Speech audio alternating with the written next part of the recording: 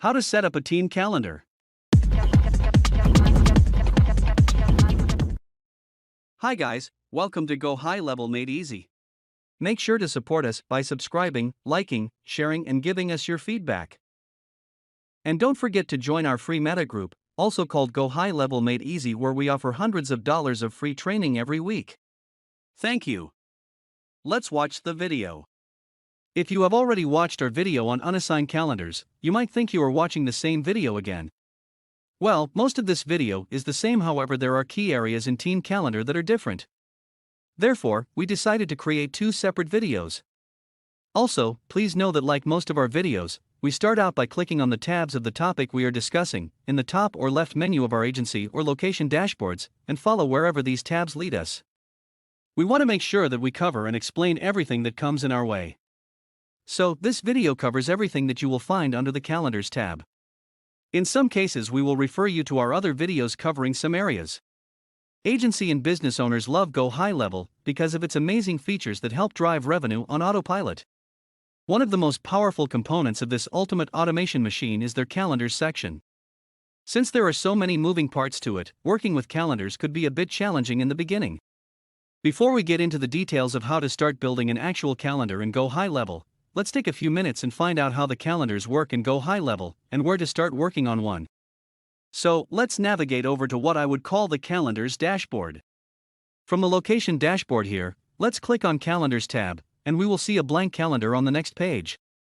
On the top menu we see three tabs: Calendars, Appointments, and Calendar Settings. Before we go to our Calendars dashboard, let's quickly learn about the three tabs here. Of the three tabs here, we are already in the Calendars tab. This second tab takes us to the Appointment dashboard, where we find all the details of appointments we need to know. Let's click on it. This first drop-down here shows us all appointments by default. But when we open the drop-down, we can see them by primary, users, team, or calendars. The next drop-down here is the status of your appointments. You can select them by confirmed, new, where we need to take an action, cancelled, showed, no show, and invalid. This next tab is to sort them. And the last button here is to set up a new appointment with your lead or client from here, without having them go to the calendar and book one. Please note that at this point we are simply setting an appointment for one of our clients on a team calendar that we already have. We are not building a new calendar for this appointment. When you click on it, a new pop-up appears that allows you to select a contact from the search field, or you can add a new contact and then set up an appointment with them. When we click on the Add New Contact, a new pop-up appears where we can add the name, time zone, phone, and email of our new contact. Once we have saved this new contact, it will be available on the list of contacts in the previous pop-up. So let's go back there. In the contacts that are already listed here, notice the ones that have no name or emails, just phone numbers, appear on the top.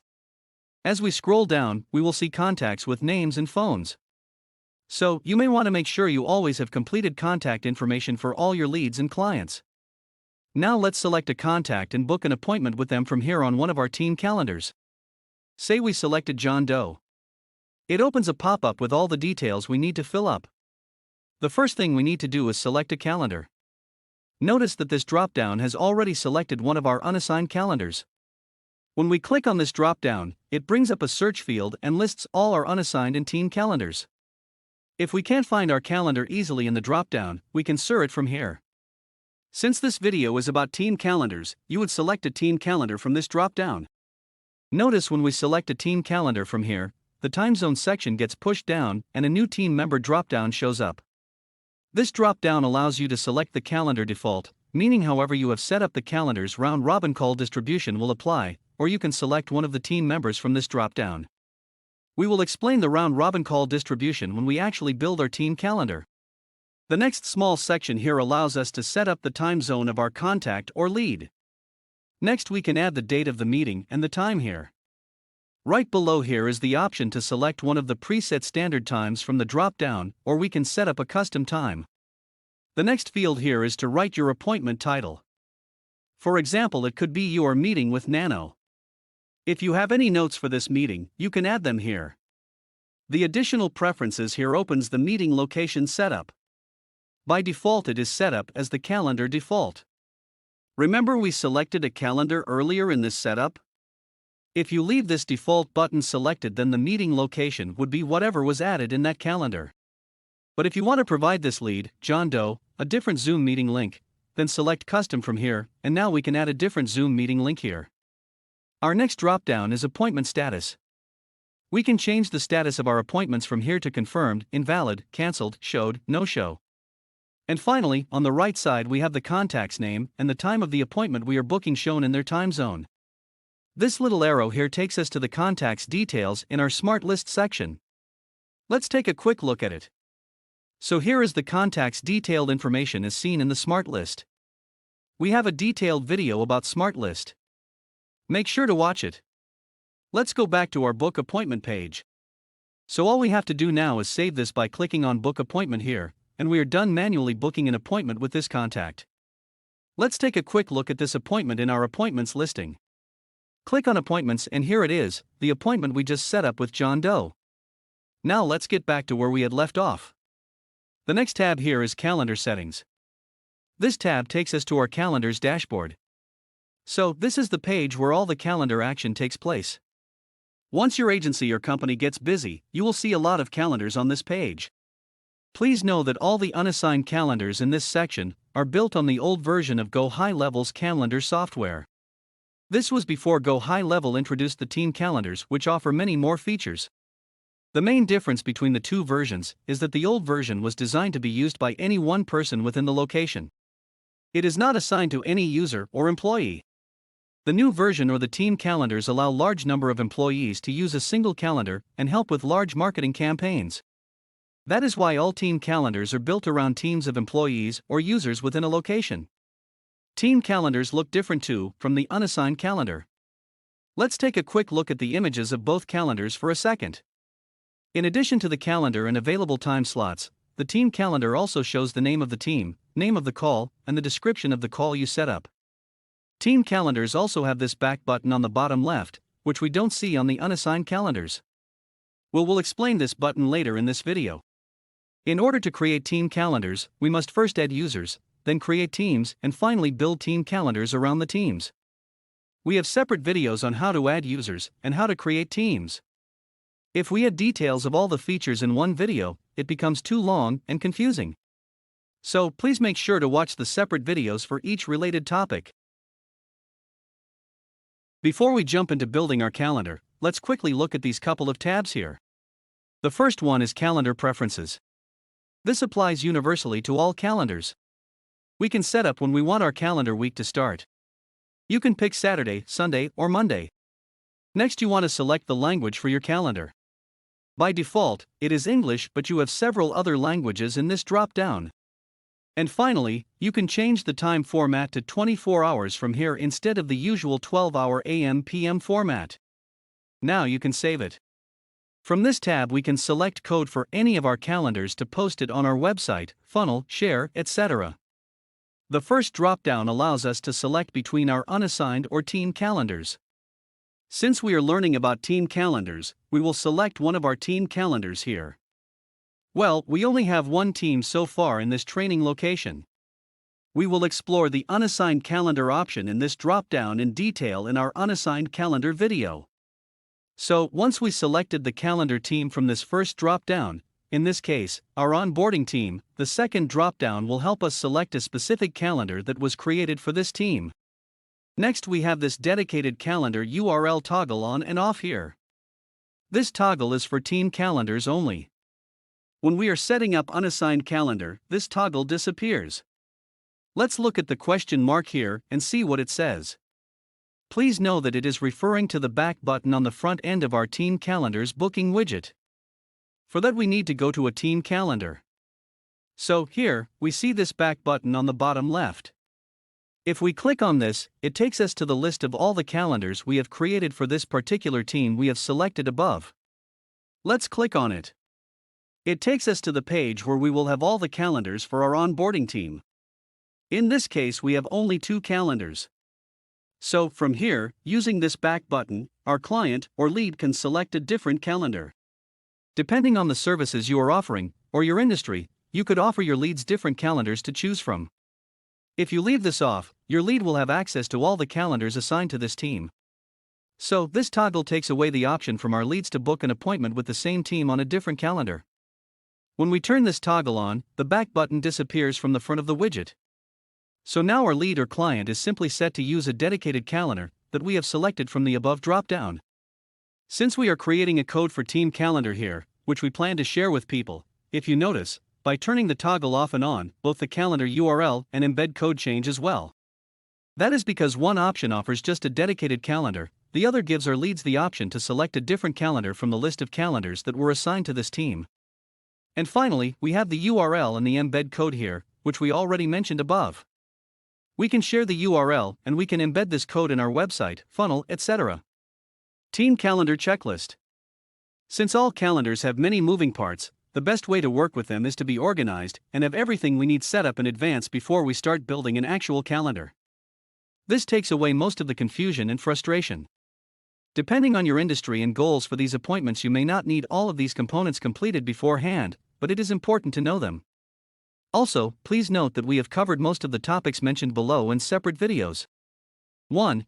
Every user we add to our team calendar must have their own Google or Outlook calendar so their meetings can be synced.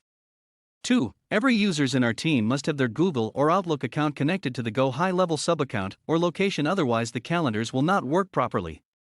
This means that once a user is added to a sub-account or location, they must log in with their credentials, go to the integrations section and add their Google account.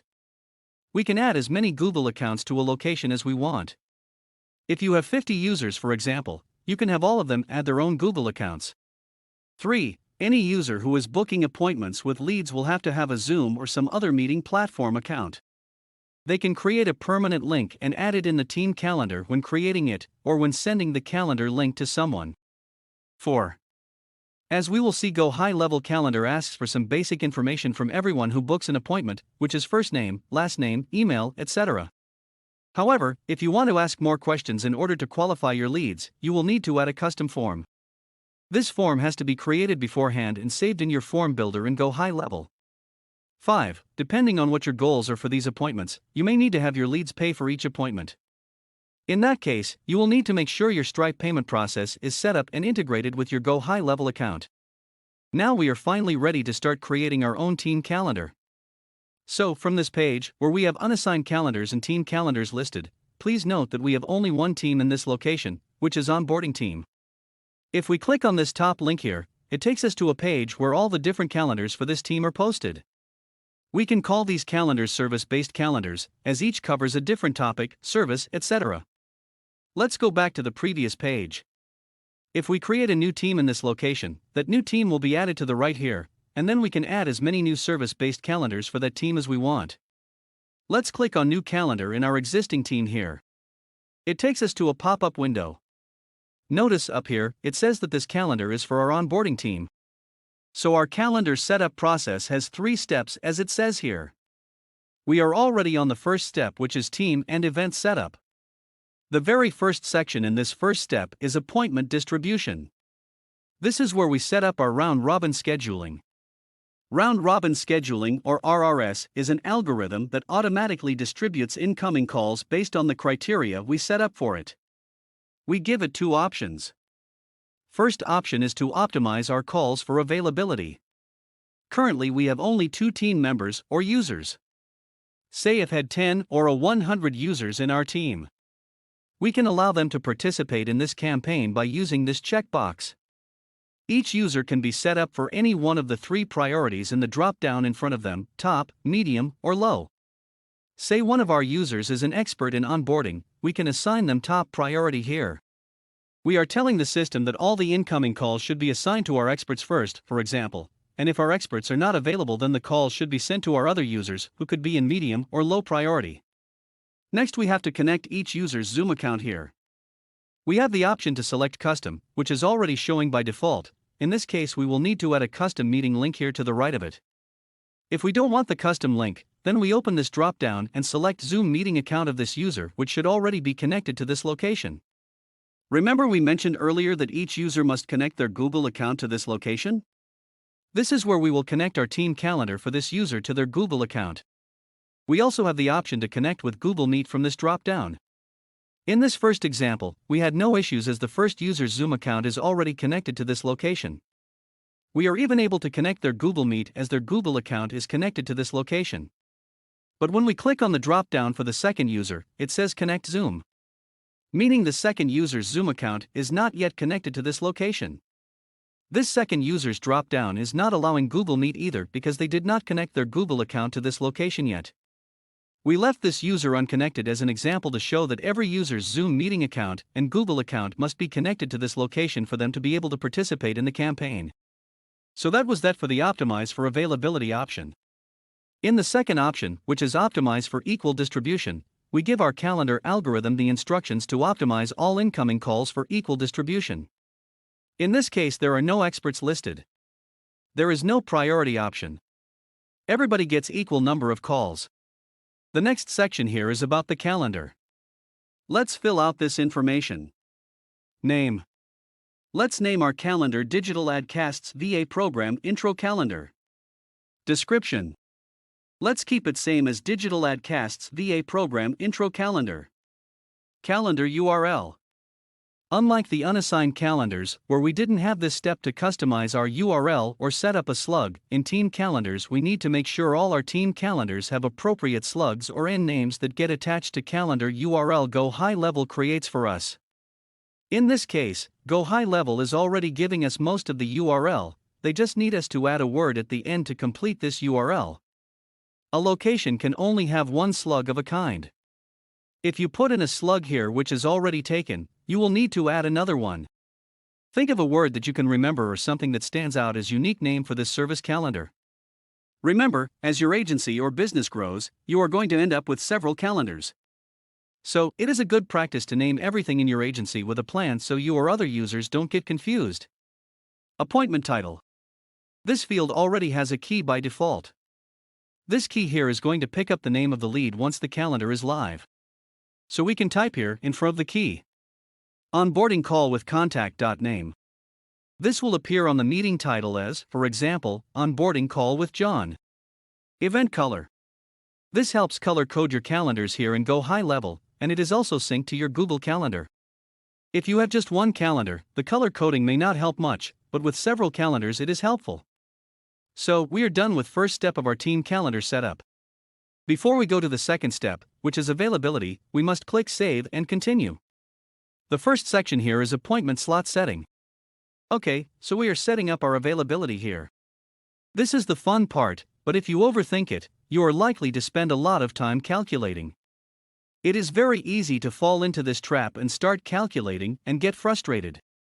Let the calendar do the calculations for you. Remember, this is an algorithm we are feeding. For the first 3 slots on the top, ask yourself these simple questions for each field. Slot duration. Your question. How long do I want to be in a meeting with each of my leads? Your answer. 30 minutes would be enough. Great. Select 30 minutes from this drop-down. Slot interval. Question. How frequently should I hold these meetings with my leads? Your answer. I want a new meeting to start every 30 minutes. Yes. Every 30 minutes would be fine. Cool. Select 30 minutes from this drop-down. Buffer duration between appointments. Your question. Do I want to have back-to-back meetings with my leads all day long? Your answer. No. Are you crazy? I don't want back-to-back meetings. After every meeting I want enough time to have a coffee, freshen up, and prepare for my next meeting. So, give or take, I think I would need at least 30 minutes, if not more between any 2 meetings. Got it. Select 30 minutes from this drop-down. So you have easily set up the top 3 slots. Now let the calendar calculate it for you. Appointments per slot. This should actually say appointments per slot per user. If you click on this tiny black button, that is what it says, per user. It can get a bit confusing here. You would think that, hey, I just set up the meeting slot duration at 30 minutes, above, in our slot duration field, so why is this field asking me again how many appointments per slot I want? Isn't it the same thing I just said above? Yes, it is. You told the calendar you want each meeting to be 30 minutes long. But keep in mind that the slot duration drop-down above offers meetings up to 8 hours long. So, let's say we have a meeting that is supposed to last 2 hours. But it lasts only 20 minutes. Now what happens? Do we want our user to sit around or do nothing in a call center environment? That is where this field comes in handy. We simply say we want no more than 1, 2, or 3 meetings per slot for this particular user. So, let's say we set that number at 3, for example. Now the system knows that no matter what happens, and keeping in mind all the other instructions we have already given this algorithm, this particular user is not going to get more than 3 calls per that slot duration. If there are more calls coming in, then they will be assigned based on the round-robin distribution we have set up above for this calendar. Also, know that if you have 5 users in your team, for example, and we set up appointments per slot per user in this field to 3, then the calendar will allow a total of 15 appointments during this slot. In other words, the slot will continue to be available in the booking widget on the front end until all 15 appointments have been booked. Well, this setup creates an issue in users' Google calendars that are set up for two-way syncing. Google may block the entire meeting slot and make the time not available after the first booking in that slot, as it does not recognize the appointments per slot feature as programmed by GoHighLevel. So, be cautious and let us know your experience if you have tried it. For now, we set up only 1 appointment per slot. Appointments per day. This should also read appointments per day per user. Since this is a team calendar environment, any number we set up will apply for each user. This is easy. Ask yourself this: how many appointments can I handle per day, given everything else I have to do in the office every day? You can say 5 or 6, whatever works for you. Let's set up 5 appointments per day. Scheduling notice. This section has a couple of drop-downs that help us avoid last-minute scheduling disasters. This one says it clearly: control and avoid last-minute appointments by setting up scheduling notice before away hours. Minimum scheduling notice is the first part of this section. We want to make sure no one books an appointment, say 3 hours from now, when you could be busy, on the road, etc., and don't have the time to prepare for this meeting, depending on your situation. You can set it up in hours, days, weeks, and months. For a standard workday, I set up mine for 5 hours by selecting 5 from the first drop-down and hours from the second. Date range. The first drop-down is number of. The second is days, weeks, and months. If you are in sales, you don't want your lead to be able to book a call 2 weeks out. They will likely never show up.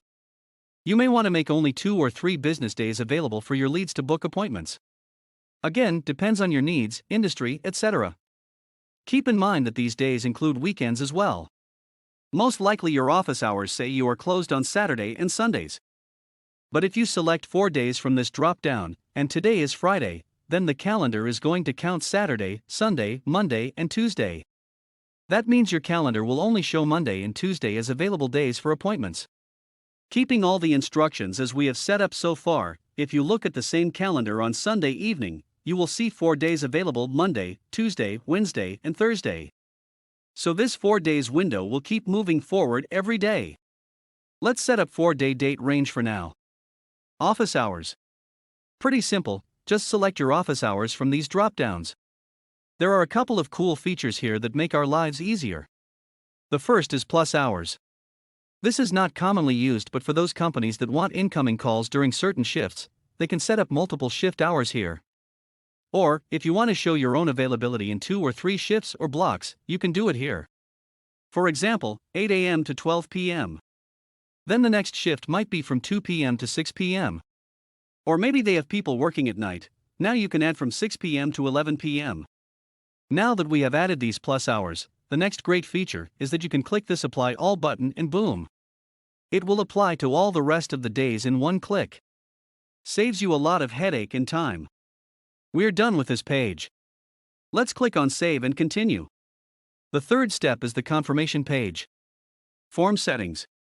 As mentioned earlier, this is where we add a custom form to our calendar, instead of the standard default form every calendar uses in GoHighLevel. We get to select our custom form from this drop-down. But before we select a custom form from this drop-down, notice that there is an option right below this drop-down for Use Sticky Contact.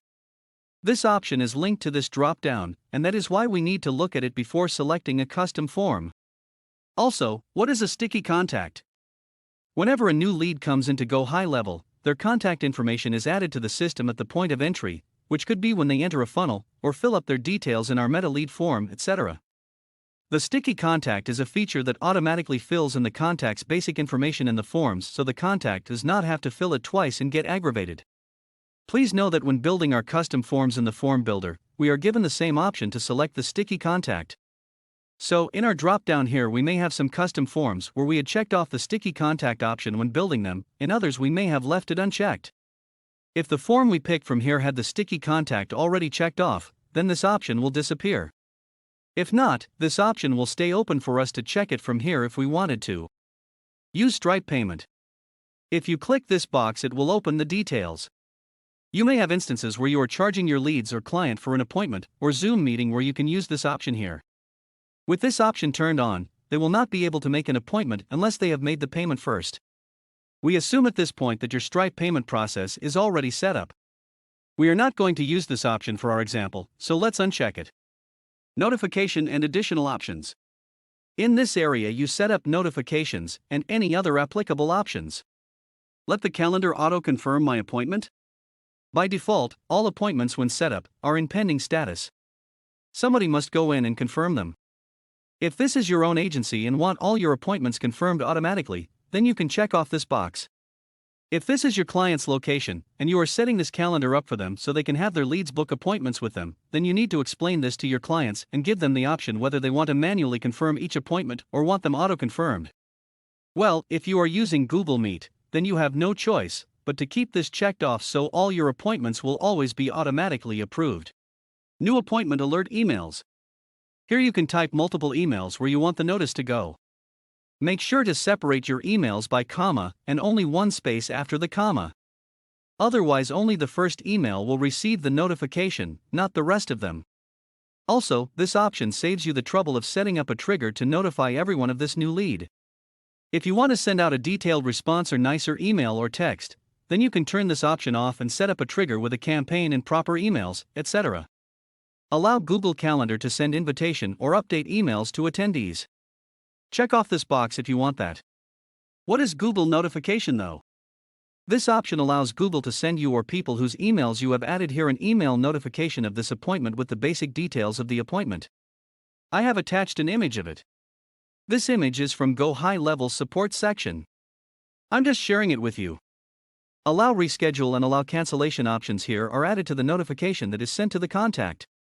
When you check or uncheck them, you can see them in the additional notes field below. We can stretch this field from the bottom right corner, and then we can see these two options here. We can also type in additional notes in this area for the lead. Anything we type here will appear in the notification they get. Meta Pixel ID. If you put your Meta Pixel here, and then set up conversion campaigns for your Meta page view and Meta appointment book, this pixel will generate data when someone views your Meta page or sets up an appointment. Custom code. If you know the code and want to further customize your form, you can use this space to include HTML and JavaScript, but no CSS. Form submissions. What happens after someone has submitted their appointment request? Do you want them to go to your website or some other URL, or you just want to thank them here in this step? You can customize this message here. To send them to a URL, just add the URL here. To thank you, simply select thank you here and customize your message below. Once you are done, make sure to click the complete button here, and you are done with setting up your calendar. This will take you to your calendar's dashboard and you will see the new calendar listed here. But we are not done yet. Let's look at the calendar we just created. Let's go back to the calendar dashboard. Here is the calendar we just created. To open it, we can click here on this link, or to edit it we click on these three dots. Here we get the option to edit this calendar or delete it. So, let's first look at it. Based on all the instructions, this is what we generated. If you want, you can go back and edit your availability. When someone books an appointment here, they will come to this brief form to share some of their information to complete the booking. So, this is all about the team calendar for now. There is certainly more to learn, but this video can get you started in the right direction. As always, please contact us if you have any questions, or if we missed some information, or our video is outdated, just anything, share with us, and we will do our best to fix it. Hope you got some value out of this video. See you in the next video.